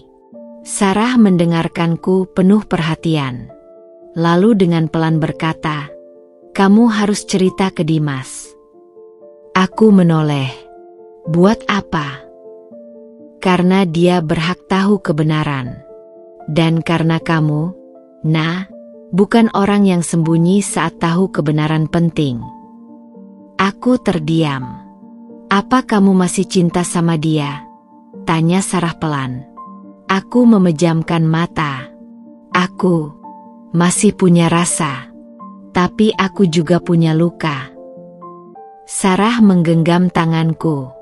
Kalau kamu memilih untuk lanjut hidup tanpa dia, itu hakmu. Tapi jangan pernah biarkan luka menghalangi kamu bersikap benar. Hari itu juga, aku kirim pesan singkat ke Dimas. Besok bisa ketemu? Ada sesuatu yang harus kamu tahu. Penting. Balasan itu datang hanya 5 menit kemudian. Aku juga mau bicara. Jam 10 pagi di taman biasa. Ya. Aku menatap layar ponselku lama. Detik demi detik terasa berat. Tapi aku tahu, ini langkah yang harus kuambil. Langkah menuju penutupan luka. Atau pembuka jalan baru. Taman itu sepi pagi ini. Angin menyapu dedaunan jatuh. dan bangku panjang tempat biasa kami duduk tampak kosong. Aku datang lebih dulu, dengan hati yang dipenuhi tanya. Apakah ini akan jadi pertemuan yang menenangkan, atau justru penutup dari segalanya? 15 menit kemudian, Dimas datang. Kemejanya rapi, wangi parfumnya masih sama seperti biasa, tapi ada yang berbeda di wajahnya. Tatapannya redup, geraknya ragu. Maaf telat, katanya pelan. Aku mengangguk. Nggak apa-apa. Duduk. Kami sama-sama diam beberapa saat. Lalu aku membuka suara. Aku tahu tentang Nadine. Dimas langsung menatapku. Kamu tahu apa? Aku menceritakan semuanya. Tentang event komunitas, tentang RPC yang bocor, tentang kalimat Nadine yang menyebut Dimas hanya sebagai jalan menuju akses perusahaan. Dia menggeleng-geleng, wajahnya tampak tercabik. Aku nggak nyangka. Nggak ada yang nyangka, jawabku pelan. Tapi itu kenyataannya. Dimas menarik napas panjang, lalu menatapku dengan ekspresi asing. Dingin, tak lagi teduh. Aruna, aku udah pikirin ini baik-baik. Aku menegang. Ada sesuatu di nada suaranya yang tak biasa. Maksud kamu? Tanyaku. Dia mengusap wajahnya. Mungkin untuk sekarang, kamu harus menjauh dulu. Darahku seperti berhenti mengalir. Apa? Aku tahu kamu terluka. Aku juga. Tapi keadaannya sekarang rumit. Ibu makin keras sikapnya. Nadine terus datang ke rumah. Aku butuh waktu buat mikir semuanya. Mikir? Aku tertawa hambar. Selama ini aku dihina, disindir, difitnah, dan kamu butuh waktu mikir? Setelah kamu tahu siapa Nadine sebenarnya. Dia menghindari pandanganku. Aku nggak tahu harus ngapain. Aruna, aku bingung. Bingung? Suaraku meninggi. Kamu cowok, Dimas. Bukankah harusnya kamu yang pasang badan, bukan malah mundur dan bilang, menjauh dulu? Dia masih diam. Tanganku gemetar. Kamu lebih milih diam karena takut ibumu kecewa, atau karena sebenarnya kamu juga ragu sama aku? Wajahnya berubah, tapi tak ada jawaban. Air mata mulai menggenang di mataku. Kamu tahu apa yang paling nyakitin, Dimas? Bukan omongan ibumu, bukan sindiran Nadine, tapi kamu, orang yang aku percaya, lebih milih diam dan mundur. Itu yang bikin semuanya hancur. Dia bangkit dari duduknya. Aruna, aku. Jangan, potongku tajam. Aku nggak butuh penjelasan setengah hati. Kalau kamu mau mundur, silakan. Tapi jangan pakai alasan, mikir. Karena yang butuh waktu mikir, bukan aku. Tapi kamu yang nggak berani berdiri di sisiku. Aku berbalik pergi. Suaraku tercekat, tapi langkahku mantap. Meninggalkan Dimas di bangku taman itu, sendirian. Malamnya, aku termenung di depan jendela kamar kontrakan. Sarah datang membawa roti bakar dan teh hangat, duduk di sebelahku. Jadi, dia nyuruh kamu menjauh. Aku mengangguk perlahan. Sarah menarik napas panjang. Maaf ya, nah, tapi menurutku, mungkin ini jawaban dari Tuhan. Aku menoleh. Jawaban gimana? Jawaban bahwa cinta itu nggak cukup kalau sendirian yang berjuang. Dan mungkin kamu terlalu lama berharap dari seseorang yang belum selesai dengan dirinya sendiri. Aku menatap teh yang berembun. Aku masih sayang. Sayang itu wajar. Tapi jangan sampai sayang bikin kamu buta. Kami terdiam. Jadi, sekarang kamu mau apa? Tanya Sarah. Aku menoleh padanya. Aku mau buktiin bahwa aku bisa berdiri sendiri. Bahwa aku bukan perempuan yang bisa dibuang seenaknya. Sarah tersenyum. Itu Aruna yang aku kenal. Dan malam itu, untuk pertama kalinya, aku tidur dengan dada lapang.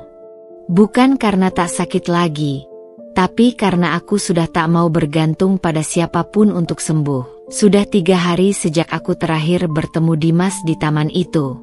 Sejak ia memintaku menjauh, aku memutuskan mematikan semua notifikasi pesan dan fokus pada satu hal, mencari kembali diriku yang hilang. Namun malam ini, ada dorongan yang begitu kuat dalam hatiku. Rindu. Bukan pada Dimas, tapi pada satu sosok yang selalu kucintai dalam diam. Ayah. Aku sudah lama menjauh dari keluarga. Bukan karena benci, tapi karena ingin menepati janji. Janji pada almarhumah mama, dan pada ayah, bahwa aku akan belajar hidup dari bawah, merasakan dunia dari sisi yang tidak mewah. Ayah mendukung keputusan itu.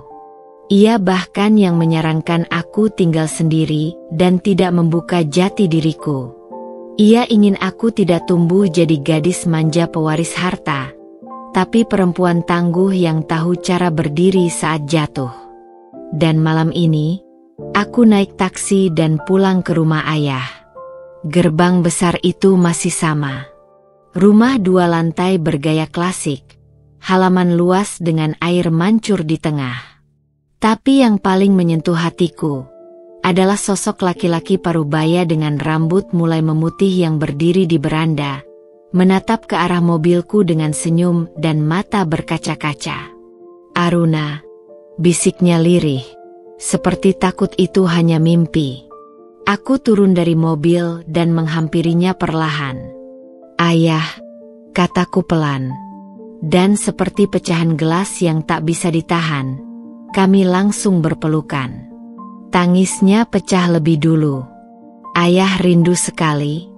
Nak, setiap malam ayah nunggu kabar darimu. Tapi ayah tahu, kamu pasti kuat. Kamu pasti bisa. Tangisku meledak. Maaf, aku lama gak pulang. Ia memelukku lebih erat. Kamu gak salah. Kamu cuma lagi belajar jadi kamu yang sebenarnya. Kami duduk di ruang tamu setelahnya. Rumah itu hangat, penuh kenangan, tapi terasa jauh bagiku karena sudah lama kutinggalkan. Ayah menyuguhkan teh kesukaan mama. Ayah tahu, kamu kesini pasti bukan cuma karena rindu, katanya, menatapku lembut. Aku mengangguk. Aku capek, Yah. Ia menatapku penuh kasih.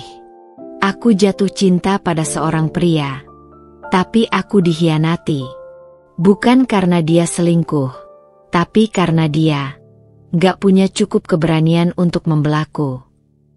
Ayah terdiam. Aku dihina karena penampilanku. Karena aku terlihat sederhana. Mereka gak tahu siapa aku. Dan aku juga gak pernah cerita siapa aku sebenarnya. Ayah tersenyum kecil. Dan sekarang kamu mulai sadar bahwa kamu bukan cuma gadis kontrakan biasa. Aku menggeleng. Bukan itu maksudku. Aku cuma bingung. Aku gak mau orang-orang suka padaku karena aku anak direktur besar. Tapi aku juga gak mau terus diinjak-injak karena mereka kira aku bukan siapa-siapa. Ayah mengangguk. Mengerti. Itu yang membuat pilihan kamu berat. Tapi ketahuilah, nah, kamu bukan siapa kamu di KTP. Kamu adalah pilihan-pilihanmu. Dan kamu sudah membuktikan, tanpa embel-embel keluarga, kamu bisa berdiri. Aku menunduk. tapi rasanya tetap sakit. Yah. Ayah menggeser duduk, memegang tanganku. Kamu tahu kenapa ayah biarkan kamu hidup sederhana? Karena ayah ingin kamu jadi perempuan yang bisa lihat dunia dari bawah, bukan dari atas. Supaya saat kamu memimpin nanti, kamu tahu rasanya jadi mereka yang sering diremehkan. Mataku kembali basah. Aku nggak tahu apakah aku bisa jadi orang sekuat itu. Ayah menatapku dalam-dalam. Kamu sudah jadi orang itu, Aruna. Keesokan harinya, ayah mengajakku ke kantor pusat perusahaan, PT Surya Karya Abadi, perusahaan konstruksi nasional yang berdiri sejak aku masih bayi. Sudah lama aku tidak datang ke sini. Aku masuk sebagai tamu istimewa, dan semua orang di lobi menyambutku dengan senyum bingung. Ayah, mereka kenal aku. Ayah tertawa kecil. Mereka hanya diberitahu bahwa hari ini kamu akan diperkenalkan sebagai calon direktur divisi CSR. Kalau kamu setuju. Aku terkejut. Apa? Ayah mau kamu mulai dari situ. Mengurus proyek-proyek sosial, beasiswa, pelatihan kerja untuk masyarakat kecil. Hal-hal yang sesuai dengan apa yang sudah kamu alami. Aku menunduk. Yah, aku belum siap. Kalau menunggu siap, kamu nggak akan pernah jalan. Dan seperti itulah hari itu berlalu. Aku diperlihatkan ruang kerjaku, bertemu beberapa kepala divisi, dan merasakan untuk pertama kalinya. Dihargai karena siapa aku, tapi juga karena kemampuan yang bisa kulatih. Malam itu aku duduk di balkon rumah besar ayah, menatap bintang yang mulai bertaburan. Dalam hati, aku tahu, jalan hidupku baru dimulai. Aku belum sepenuhnya pulih dari luka, tapi aku sudah tahu satu hal. Aku tidak sendiri. Aku punya keluarga yang mencintaiku dengan tulus. Dan dari sini, aku akan bangkit. Bukan untuk balas dendam, tapi untuk membuktikan bahwa aku bukan gadis yang bisa dihancurkan hanya karena tak bermerek dan tak dikenal. Aku adalah Aruna Surya, dan aku akan menentukan jalanku sendiri. Gaun biru tua dengan potongan leher tinggi dan lengan panjang membalut tubuhku malam ini. Rambutku disanggul elegan, makeupku natural tapi tegas. Untuk pertama kalinya, aku melihat diriku di cermin bukan sebagai gadis kontrakan yang lugu, tapi sebagai Aruna Surya. Ayah siap? Tanyaku sambil melangkah ke ruang tamu rumah besar kami. Ayah menoleh, tersenyum bangga. Kamu terlihat seperti ibumu malam ini. Aku menggenggam lengan ayah ketika kami tiba di ballroom hotel bintang 5, tempat gala dinner perusahaan berlangsung. Malam ini adalah acara ulang tahun ke-30 PT Surya Karya Abadi. Semua petinggi, mitra, dan keluarga besar bisnis hadir. Termasuk tamu-tamu dari perusahaan pesaing. Dan termasuk keluarga Wijaya, keluarga Dimas. Langkah kakiku mantap saat memasuki ballroom. Tatapan tamu-tamu menyapa, sebagian kagum, sebagian penuh tanya.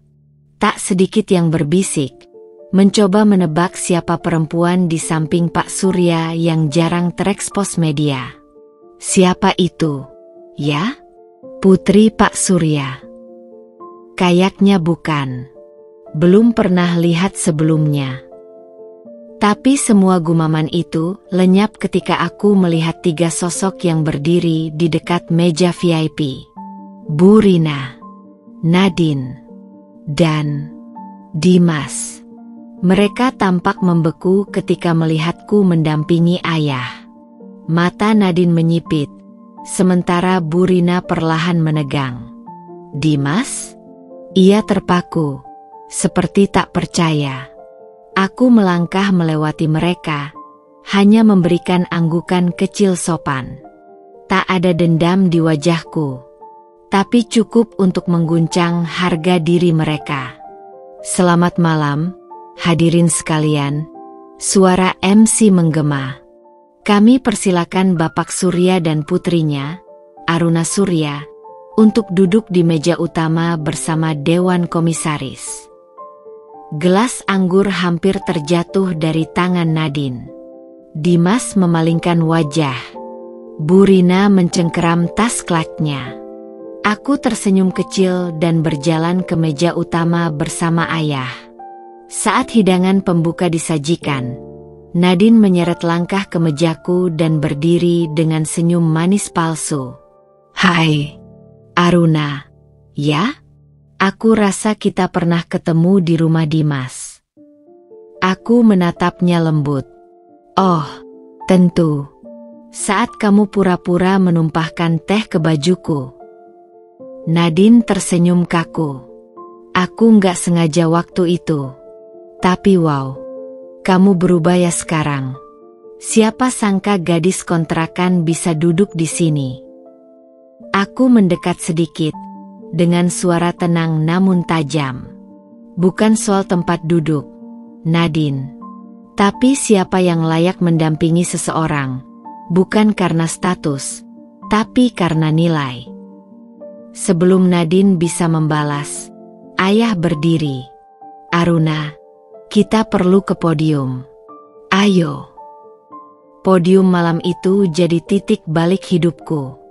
Ayah memberikan sambutan hangat, lalu memperkenalkanku di depan ratusan orang sebagai calon pemimpin divisi CSR yang baru. "Saya ingin memperkenalkan Aruna Surya, putri saya satu-satunya. Ia telah melewati perjalanan pribadi yang tidak mudah. Ia memilih hidup sederhana, menyamar, dan membangun jati dirinya dari bawah. Dan hari ini, ia berdiri di sini, bukan karena nama saya, tapi karena keteguhannya." Tepuk tangan meriah mengisi ruangan. Tanganku bergetar saat mengambil mikrofon. Tapi saat melihat ke arah Bu Rina, Nadine, dan Dimas, aku tahu, aku harus bicara. "Terima kasih. Nama saya Aruna. Saya pernah bekerja serabutan, tinggal di rumah kontrakan kecil, dan dicibir karena pakaian murah saya. Tapi semua itu tidak pernah menjatuhkan saya, karena saya tahu nilai seseorang tidak terletak di merek baju, tapi pada ketulusan hati dan kegigihan kerja." Beberapa orang berseru kecil. Kamera-kamera mulai menyorotku. Dan saya berdiri di sini bukan untuk membalas siapapun. Saya hanya ingin mengatakan, jangan pernah meremehkan siapapun yang terlihat sederhana. Bisa jadi mereka sedang menyembunyikan cahaya yang belum waktunya bersinar. Mataku menangkap sorot mata Dimas. Tatapannya penuh penyesalan. Tapi aku hanya tersenyum, lalu melangkah turun dari podium, anggun. Malam makin larut. Saat aku berdiri di dekat balkon ballroom, menikmati angin malam, langkah familiar mendekat dari belakang. "Aruna." Suara itu berat, lirih, penuh luka. Aku menoleh. "Dimas, aku baru tahu," bisiknya, "tentang semua ini." Aku hanya menatapnya. "Kenapa kamu nggak bilang dari awal?" Aku mengangkat alis. "Kalau aku bilang, kamu akan bersikap beda sejak dulu. Dan aku tak mau dicintai karena status." Ia menunduk. "Aku salah. Waktu itu. Aku tahu." "Bukan salahmu," ujarku tenang. "Kamu cuma belum siap berdiri di samping seseorang yang sedang dilukai. Tapi aku nggak butuh simpati sekarang. Aruna, aku masih." Aku mengangkat tangan, menghentikannya. "Cinta saja nggak cukup, Dimas. Kalau tak ada keberanian membela." Dia terpaku. Wajahnya seperti menelan pahitnya kenyataan. Aku tersenyum kecil, lalu berjalan meninggalkannya.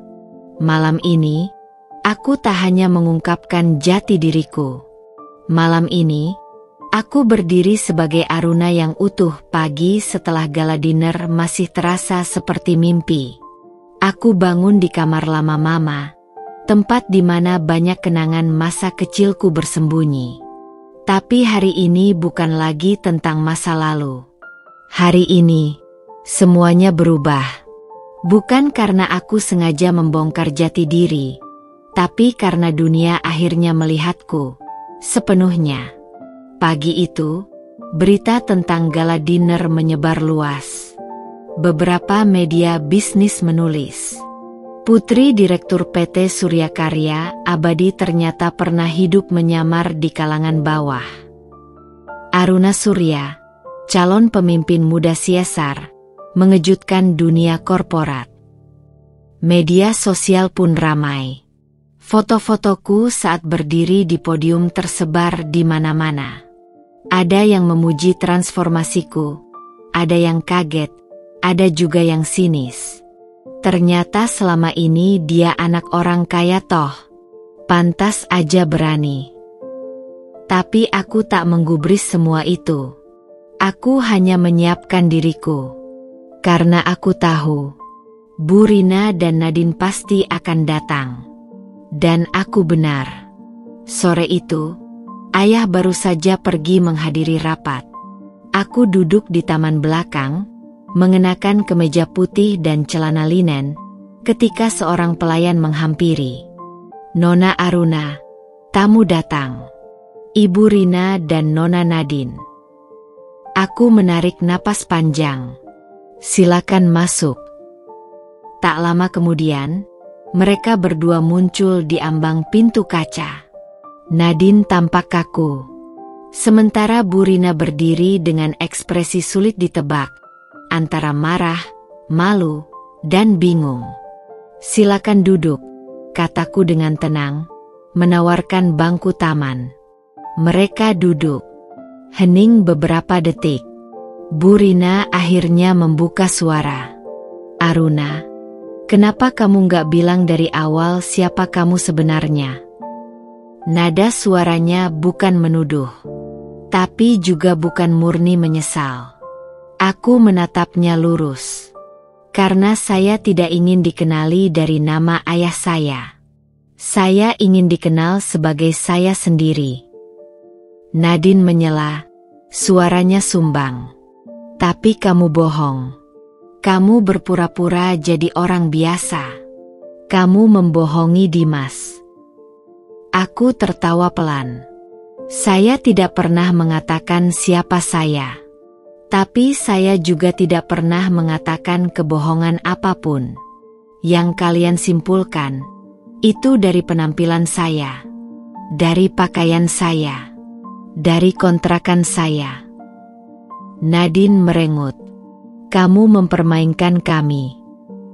Tidak, Nadine. Kalian yang mempermainkan harga diri saya. Berkali-kali.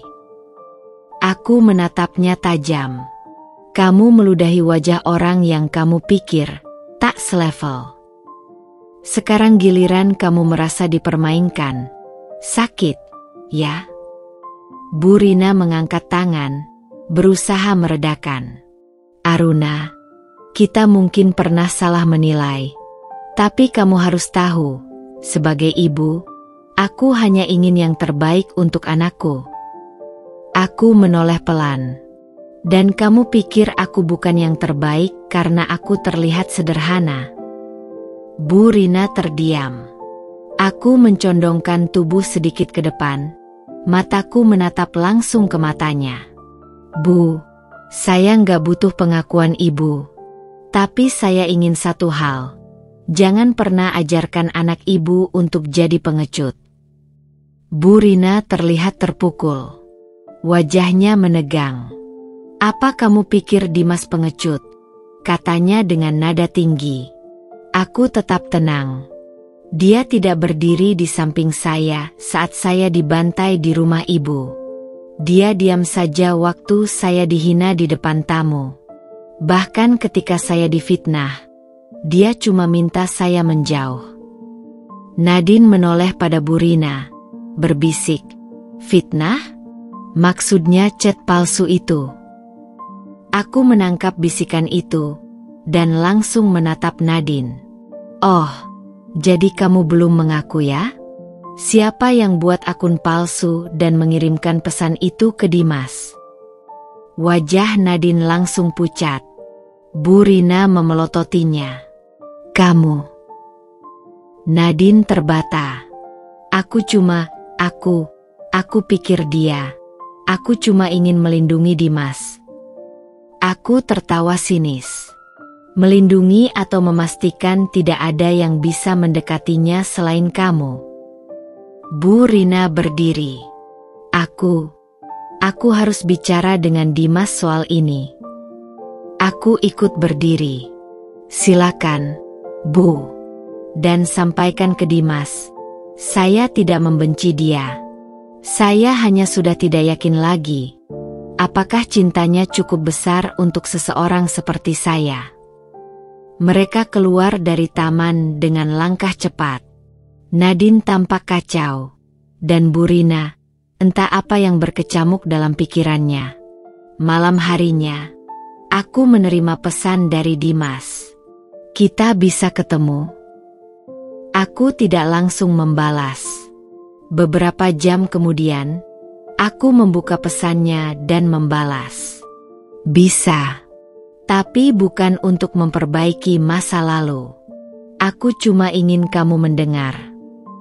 Kami bertemu di taman kecil tempat kami dulu suka duduk berdua. Dimas datang mengenakan kemeja sederhana. Wajahnya lelah, matanya sembab. "Aruna," ucapnya pelan. "Aku tahu kamu kaget," kataku lebih dulu. "Tapi identitasku nggak mengubah semua yang sudah terjadi." "Aku merasa bodoh," bisiknya. "Aku diam saat kamu dilukai, karena aku takut melawan ibu." Aku menatapnya. Dan itu bukan kesalahan.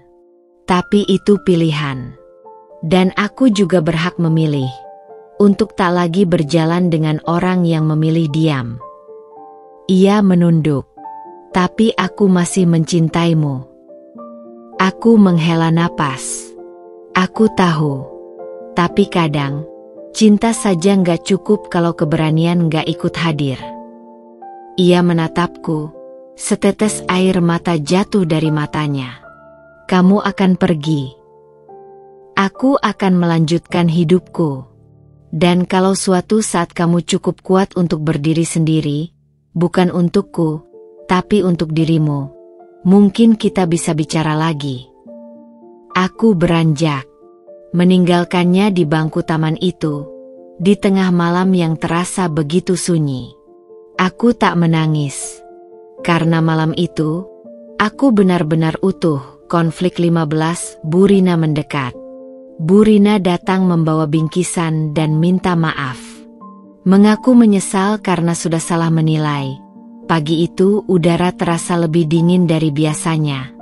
Aku duduk di balkon rumah besar ayah, menikmati secangkir teh hangat sambil membaca laporan proyek CSR yang akan segera aku pegang. Hidupku mulai terasa tertata, tapi tetap ada ruang kosong yang tak bisa disangkal. Bukan karena kehilangan Dimas, tapi karena luka-luka lama yang belum benar-benar sembuh. Tiba-tiba, Mbak Retno, asisten rumah tangga kami, datang menghampiri. "Mbak Yu Aruna, ada tamu di depan." "Ibu Rina." Tanganku refleks terhenti. Dadaku sedikit berdegup. "Ibu Rina?" ulangku pelan. "Iya, beliau datang sendiri. Bawa bingkisan." Aku menarik napas pelan, mencoba mengatur detak jantung. "Persilakan masuk. Bawa ke ruang tamu." Aku melangkah pelan ke ruang tamu. Bu Rina duduk tegak, mengenakan blus pastel dan rok rapi. Di pangkuannya ada tas kecil elegan, dan di sebelahnya sebuah bingkisan berisi kue lapis legit dan buah. Wajahnya terlihat gugup. "Selamat pagi, Bu," sapaku dengan sopan. Aku duduk di seberangnya. Ia menoleh. "Selamat pagi, Aruna." Kami saling diam beberapa detik. Aku tahu ini mungkin aneh, tapi aku minta waktu sebentar. Aku mengangguk. "Silakan." Bu Rina mengusap tangannya yang dingin. "Aku datang bukan sebagai mantan calon mertua, tapi sebagai seorang ibu dan seorang perempuan." Ia menatapku.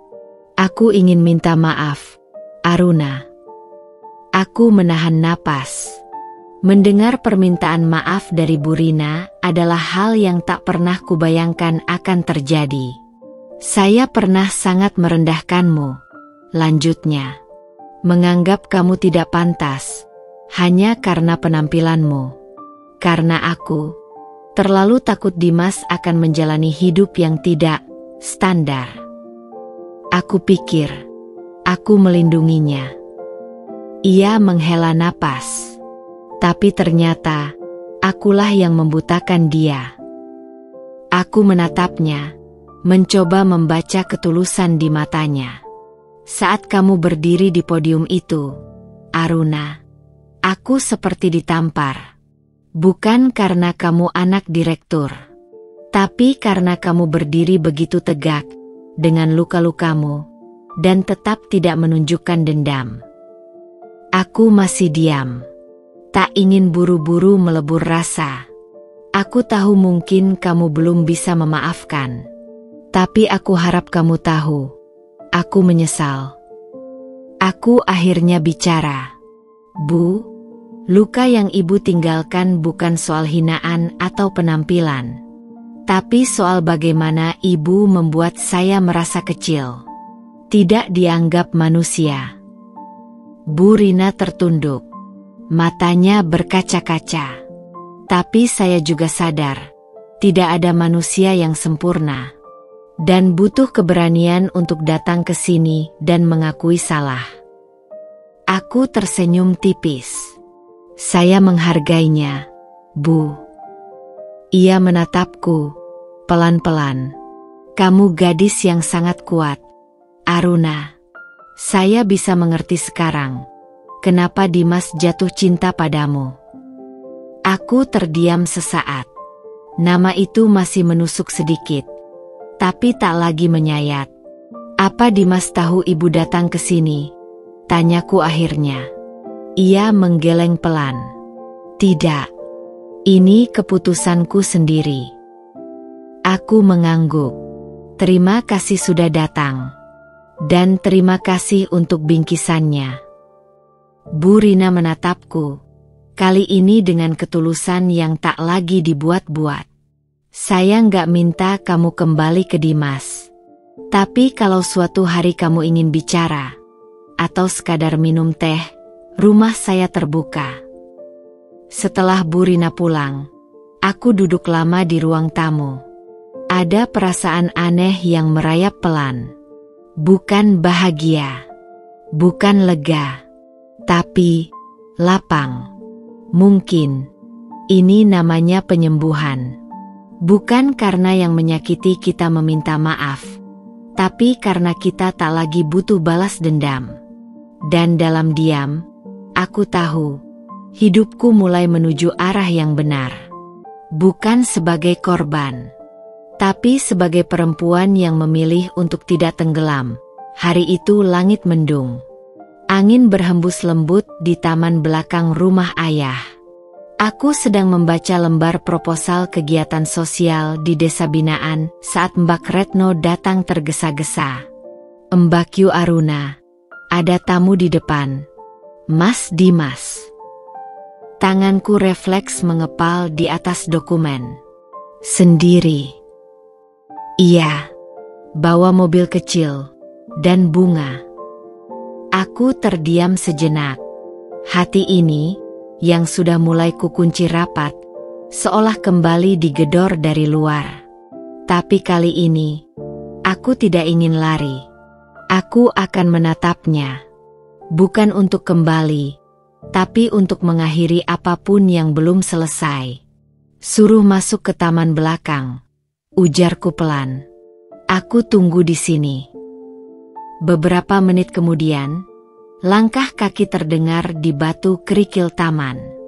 Aku tetap duduk, tidak menoleh. Aruna. Suaranya masih sama. Tenang. Dalam. Tapi kini terasa lebih ragu. Aku menoleh perlahan. Dimas berdiri di ambang, memegang setangkai lili putih. Wajahnya tirus, matanya seperti kurang tidur. Aku boleh duduk? Tanyanya pelan. Aku mengangguk. Ia duduk di hadapanku, memegang bunganya erat-erat. Tangannya gemetar. Aku tak berkata apa-apa, hanya menunggu. Aku nggak tahu harus mulai dari mana, katanya akhirnya. Kamu bisa mulai dari apa yang membuatmu datang ke sini, jawabku tenang. Ia mengangguk, menunduk sejenak. Aku salah. Aku benar-benar salah. Saat memintamu menjauh. Saat diam ketika kamu dihina. Aku pengecut. Aku masih diam. Aku pikir aku melindungi kamu dengan menjauhkanmu dari ibuku. Tapi yang kulakukan justru sebaliknya. Aku membiarkan kamu dilukai, dan aku tidak melakukan apapun. Tanganku mengepal di pangkuan. Hatiku berkecamuk. Dimas melanjutkan, matanya mulai berkaca-kaca. Setelah kamu pergi, semuanya terasa kosong. Nadine bukan kamu. Bahkan saat dia ada, aku merasa seperti kehilangan rumah. Aku menatapnya lurus. Dulu, aku menunggu kamu datang dan bicara seperti ini. Tapi kamu tidak pernah datang. Aku takut. Tapi sekarang aku tahu, rasa takut itu tidak sebanding dengan kehilanganmu. Ia menghela napas, suaranya berat. Aku ingin menebus semuanya. Aruna. Kalau kamu masih punya sedikit saja ruang untukku, aku mohon, beri aku kesempatan kedua. Aku memalingkan wajah. Dadaku sesak. Dimas, ucapku pelan. Waktu kamu diam saat aku dihina, itu lebih menyakitkan daripada apapun yang pernah dikatakan ibumu. Ia terdiam. Aku berdiri sendiri, dalam hujan, dalam tatapan sinis. Dan kamu yang seharusnya menjadi payung, memilih berpaling. Air mata mengalir di pipiku, meski suaraku tetap tenang. Apa kamu tahu, berapa malam aku menangis sendirian? Menyalahkan diriku, mengutuk diriku yang nggak pantas? Dimas menunduk, menggigit bibir bawahnya. Tapi setelah semua itu, aku bangkit, Dimas. Bukan karena ingin membuktikan sesuatu padamu, tapi karena aku ingin menyelamatkan diriku sendiri. Ia menatapku dengan mata basah. Dan aku bangga padamu, Aruna. Aku benar-benar bangga. Kamu lebih dari apapun yang pernah aku bayangkan.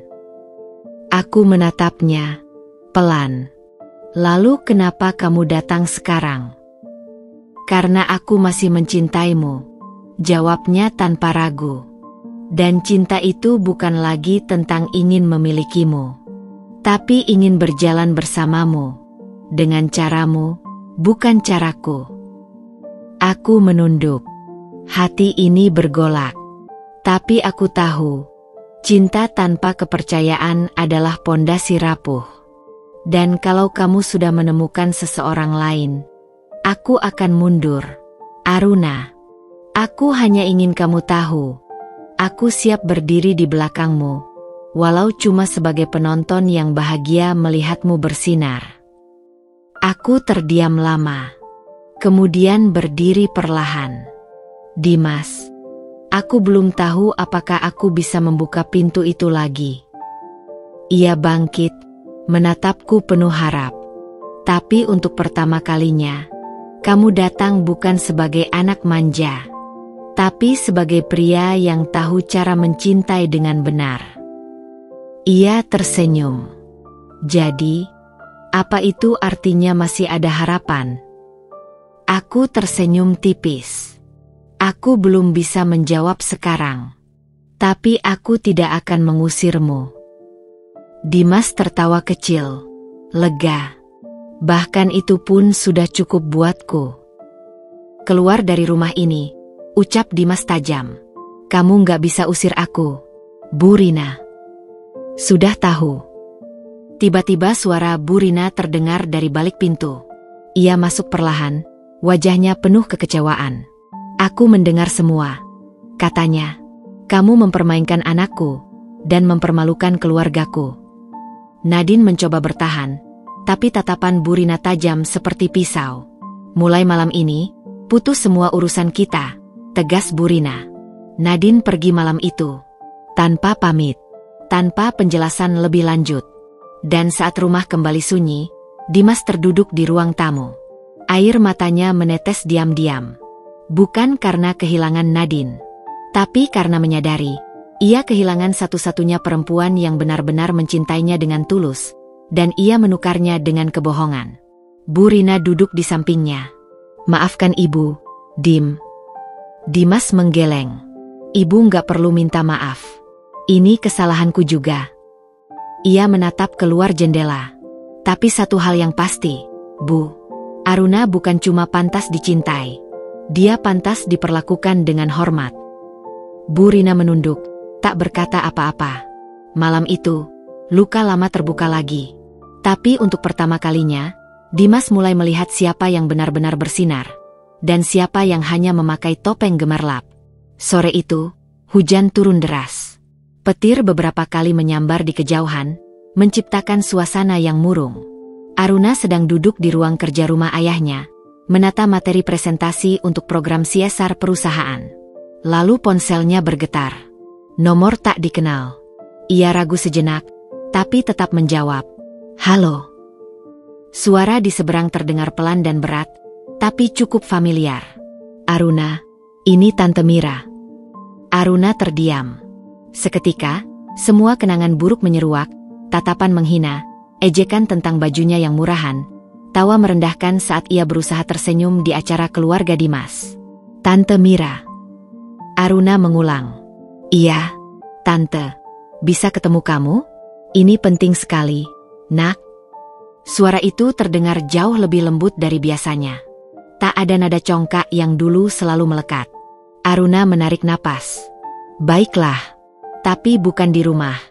Kita bertemu di kafe depan taman kota, jam 5. Hujan sudah reda saat Aruna tiba di kafe. Di sana, duduk seorang wanita dengan baju yang kusam dan makeup yang luntur. Butuh beberapa detik sebelum Aruna mengenali wajah itu, Tante Mira. Tubuhnya lebih kurus.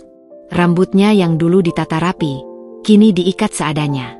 Aruna, terima kasih sudah mau datang, ucap Tante Mira lirih. Aruna duduk pelan, menjaga jarak emosi. Ada apa, Tante? Tanyanya langsung. Tante Mira menunduk. Tangannya gemetar saat mengambil tisu dari tas lusuhnya. Keluarga kami jatuh.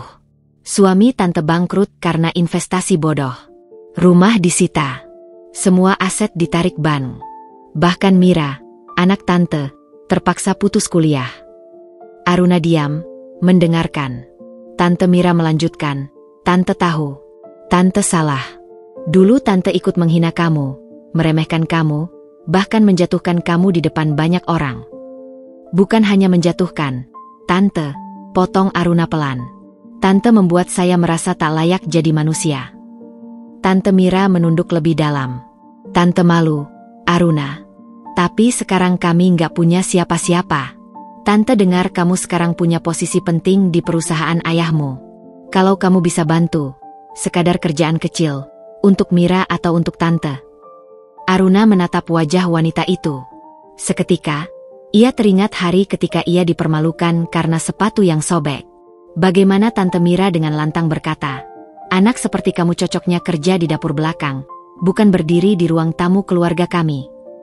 Tapi kini, di depannya, berdiri sosok yang dulu sombong, kini rapuh dan kalah. "Kalau saya masih gadis kontrakan," tanya Aruna pelan, "apa Tante akan tetap datang dan minta tolong seperti ini?" Tante Mira tercekat. Matanya berkaca-kaca. "Tidak," ia mengaku. "Tante, gak akan sudi mendekat." Aruna menatapnya lekat. "Lalu kenapa saya harus peduli sekarang?" Suasana di antara mereka menjadi dingin. Tapi bukan karena hujan, karena kejujuran yang telanjang. Tante Mira mencoba tersenyum memelas. "Karena, mungkin kamu lebih manusiawi dari kami." Hening. Lalu Aruna menghela napas. "Saya akan bantu, Tante. Tapi bukan karena Tante keluarga mantan pacar saya. Bukan juga karena rasa kasihan." Tante Mira mendongak perlahan. "Saya bantu karena saya tahu rasanya diremehkan. Dan saya tak ingin siapapun, termasuk Mira, harus dihina hanya karena hidup sedang sulit." Air mata Tante Mira menetes. "Terima kasih, Aruna." Aruna berdiri. "Nanti ada staf HRD yang akan menghubungi Tante untuk wawancara.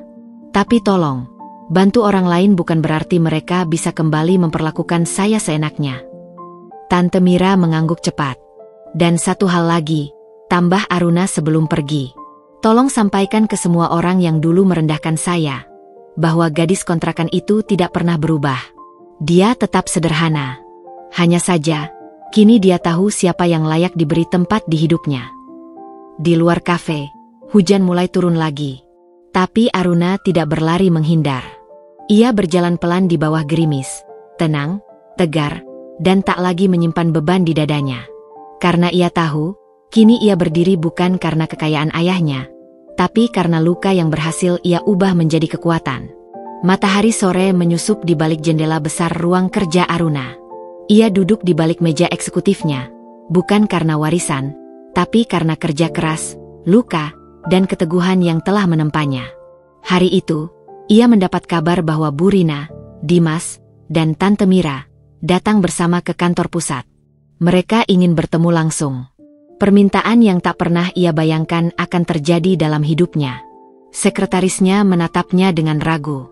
"Mereka menunggu di ruang tamu, Mbak Aruna.